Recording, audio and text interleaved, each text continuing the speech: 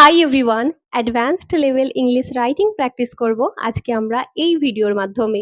আমি আপনাদের জন্য আগের দিনের মতোই নিয়ে চলে এসেছি বাংলায় পাস্ট টেন্স অর্থাৎ অতীতকালের উপর ভিত্তি করে একটা ছোট্ট গল্প।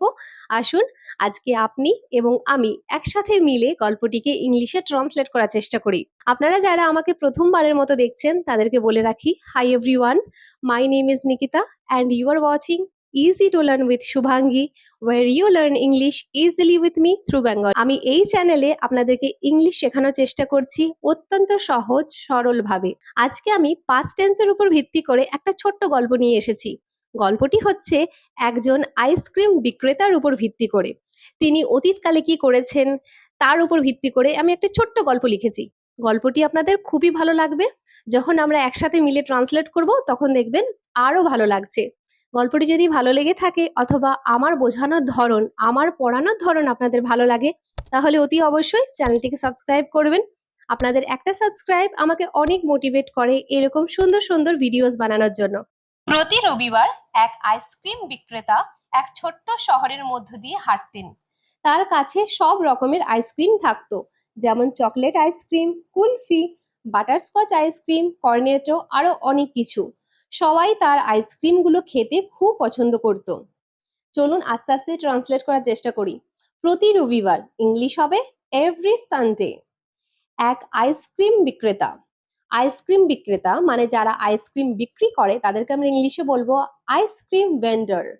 আইসক্রিম ভেন্ডার, কিন্তু আই একটা তো ভাওয়েল সাউন্ড দিয়ে শুরু হচ্ছে, তাই এখানে আমরা আ আইসক্রিম ভেন্ডার বলবো না, আমরা বলবো an ice cream vendor. Every Sunday an ice cream vendor এক ছোট্ট শহরের মধ্য দিয়ে হাঁটতেন। অতীতকালে কোন একটা কাজ প্রতি রবিবার করতেন, এটা তার কিন্তু অভ্যেস ছিল অতীতের, তাই এখানে আমরা উডের ইউজ করব। An ice cream vendor would walk. Walk কেন? কারণ আমরা জানি মোডাল ভার্বের পর সবসময় কিন্তু ভার্বের বেস ফর্ম ইউজ হয়। একটা ছোট্ট শহরের মধ্য দিয়ে হাঁটতেন। কোনো শহর অথবা কোনো গলির মধ্য দিয়ে হাঁটলে আমরা থ্রু শব্দের প্রয়োগ করব। তাই লিখে ফেলি থ্রু আ ছোট্ট শহর, স্মল টাউন। কি লিখলাম? Every Sunday an ice cream vendor would walk through a small town. একটা কথা মনে রাখবেন কিন্তু, অতীতের অভ্যাসের জন্য আমরা উড এবং ইউজ টু কে ইউজ করি, রাইট? নেক্সট কি আছে? তার কাছে সব রকমের আইসক্রিম থাকতো।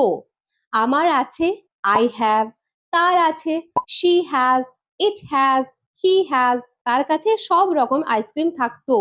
থাকতো বলেছি, তাই এখানে আমরা হ্যাড এর প্রয়োগ করব। He had many varieties of ice cream. Varieties কেন বলেছি? কারণ অনেক রকমের ব্যবহার করেছি, তাই আমরা ভ্যারাইটিস এর ব্যবহার করেছি। He had many varieties of ice cream, যেমন such as চকলেট আইসক্রিম, লিখে ফেললাম। নেক্সট কি আছে? কুলফি, কুলফির ইংলিশ কুলফি। নেক্সট আছে বাটারস্কচ আইসক্রিম, লিখে ফেললাম বাটারস্কচ আইসক্রিম। এবং দেখো এখানে কি লেখা আছে? কর্নেটো। কর্নেটো কিন্তু একটা আইসক্রিম ব্র্যান্ড, তাই এখানে কর্নেটোর সিটা আমরা ক্যাপিটাল লেটারে লিখবো, লিখে ফেললাম। এবং আরো অনেক কিছু, অ্যান্ড মেনি মোর। সবাই তার আইসক্রিমগুলো খেতে খুব পছন্দ করত। পছন্দ করার জন্য আমরা লাভ টু এর ব্যবহার করি। সবাই পছন্দ করত, এভরিওয়ান লাভ টু। মনে রাখবে পাস্ট টেন্স হবে, লাভের পর আমরা ইডি যোগ করব। এভরিওয়ান লাভ টু, তারপর ভার্বের বেস ফর্ম অর্থাৎ ইট কি ইউজ করব। তো everyone love to it his ice creams. His কেন বলেছি? কারণ তার বলেছি। তার হচ্ছে ছেলেকে উদ্দেশ্য করে হলে হিজ হয়, কিন্তু আইসক্রিম বিক্রেতাটি যদি মহিলা হতেন তাহলে এখানে আমরা হারকে ইউজ করতাম। পড়ে ফেলি প্রথমে কি লেখা আছে। প্রতি রবিবার এক আইসক্রিম বিক্রেতা এক ছোট্ট শহরের মধ্য দিয়ে হাঁটতেন। তার কাছে সব রকমের আইসক্রিম থাকতো, যেমন chocolate ice cream, kulfi, butterscotch ice cream, Cornetto, আরো অনেক কিছু। সবাই তার আইসক্রিমগুলো খেতে খুব পছন্দ করত। কি লিখেছি আমরা? Every Sunday an ice cream vendor would walk through a small town. He had many varieties of ice cream, such as chocolate ice cream, kulfi, butterscotch ice cream, cornetto, and many more. Everyone loved to eat his ice creams. এক নিরিবিলি সকালে যখন ice cream বিক্রেতাটি ice cream বিক্রি করতে একটা পার্কে গিয়েছিল, সে সেখানে একটা ছেলেকে দেখে। ছেলেটা একা একা একটা বেঞ্চের উপর বসেছিল। ছেলেটিকে দেখে আইসক্রিম বিক্রেতাটির খারাপ লাগলো এবং তাকে জিজ্ঞেস করলো, কি হয়েছে তোমার? চলুন ট্রান্সলেট করি। প্রথমে আছে এক নিরিবিলি সকালে। নিরিবিলি অর্থাৎ শান্ত। শান্তর ইংলিশ কি হবে? কোয়াইট। তো এক নিরিবিলি সকালে কি লিখবো? On one quiet morning. On one quiet morning যখন আইসক্রিম বিক্রেতাটি আইসক্রিম বিক্রি করতে একটা পার্কে গিয়েছিল। যখন এর ইংলিশ হবে ওয়েন। আইসক্রিম বিক্রেতাটি, দেখো আইসক্রিম বিক্রেতাটি বলেছি, যখন টি থাকবে তখন আমরা দ্য কে ইউজ করব। তো when the ice cream vendor ice cream বিক্রি করতে একটা পার্কে গিয়েছিল। যাওয়ার ইংলিশ হয় গো, কিন্তু গিয়েছিল গো এর পাস্ট ফর্ম ওয়েন্ট। খুব সহজ। দেখো when the ice cream vendor went, কি করতে গেছিল? বিক্রি করতে গেছিল। ওয়েন্ট টু সেল, টু এর পর আমরা ভার্বের বেস ফর্মকে ইউজ করি। এটা আমরা কিছুক্ষণ আগেই জানলাম, লিখে ফেলি। টু সেল আইসক্রিমস, একটা পার্কে গিয়েছিল। পার্ক নির্দিষ্ট একটা স্পেসিফিক প্লেস, তাই এখানে আমরা অ্যাট কে ইউজ করব।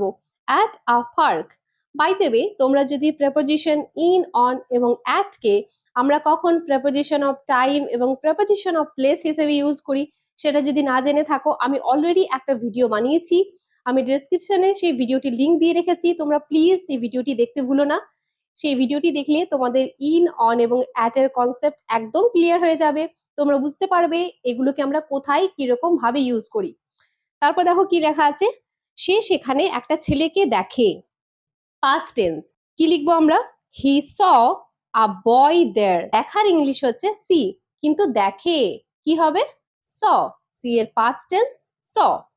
হি স একটা ছেলে, আ বয় সেখানে, সেখানের ইংলিশ হবে দেয়ার। ছেলেটা একা একা একটা বেঞ্চে বসেছিল। ছেলেটা দ্য বয়, কারণ দেখো টা লেখা আছে তাই আমরা দ্য বয় লিখেছি। দ্য বয় একা একা একটা বেঞ্চে বসেছিল। বেঞ্চে সারফেসের উপর বসেছিল, তাই আমরা কি লিখবো? On the bench. কিন্তু বসার ইংলিশ কি হবে? সিট। কিন্তু বসেছিল। অতীতকালে কোন একটা ক্রিয়া করেছিল, অর্থাৎ অতীতকালে ঘটনাটি ঘটছিল, তাই কি বলবো? দ্য বয় ওয়াজ সিটিং, বেঞ্চের উপর, অন দ্য বেঞ্চ, একা একা, বাই হিমসেলফ। ছেলেটিকে দেখে আইসক্রিম বিক্রেতাটির খারাপ লাগলো। The ice cream vendor felt sad to see the boy. Ice cream বিক্রেতাটির খারাপ লাগা ওটা একটা ফিলিং, কিন্তু তার খারাপ লেগেছিল, পাস্ট টেন্স, তাই ফিল এর পাস্ট টেন্স ফেল্ট কি ইউজ করেছি। The ice cream vendor felt sad to see the boy. ছেলেটিকে জিজ্ঞেস করলেন, কি হয়েছে তোমার? কি লিখবো? What happen to you? The ice cream vendor asked the boy. Asked কেন? কারণ তাকে জিজ্ঞাসা করেছিল। ছেলেটিকে আইসক্রিম বিক্রেতাটি জিজ্ঞাসা করেছিল যে কি হয়েছে তোমার, তাই এখানে আমরা আস্ক এর ইউজ করেছি। দেখো আমরা গল্পটির একদম শেষ পর্যায়ে চলে এসেছি। গল্পটিতে আছে, আমার ছোট বোন অসুস্থ, ওর মন খারাপ, আমি জানি না কিভাবে ওকে খুশি করব।